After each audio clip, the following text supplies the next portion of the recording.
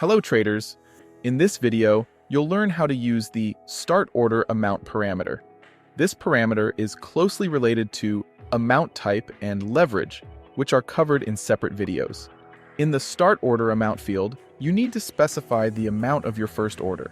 If you select the currency of the trading pair in the Amount Type parameter, the amount will be absolute.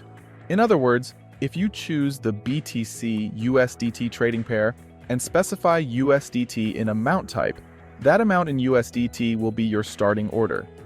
If you specify USDT percent in the amount type, then in the Start Order Amount field, you indicate a percentage of the total balance on the exchange account linked to your trading strategy. Remember that Binance doesn't allow creating orders less than $10. Next, choose leverage if you're trading futures. There's no leverage in spot trading. Speaking of spot trading, there's a particular difference between the start order amount in futures and spot strategy settings. When setting up a futures strategy, you always use USDT as the trading asset, and all settings are specified under USDT. It doesn't matter whether your strategy is long or short, but this is important to consider when setting up a spot strategy. For example, let's take the BTC USDT trading pair. If I choose a long strategy, everything will be as in the previous examples. But if I choose a short strategy, then in the Start Order Amount field, I must specify the amount in BTC.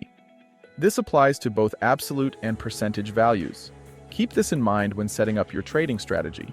If you encounter any difficulties while using the platform, remember that our support team will help you resolve any technical questions. Thank you for your attention. I hope this information will help you make the right decisions and achieve your financial goals in trading. I recommend watching these videos. They will help you better interact with the GTAPP platform, which in turn will lead to higher profits for you. I also kindly request you to subscribe to our channel and other social networks. You will find links to them in the description of this video.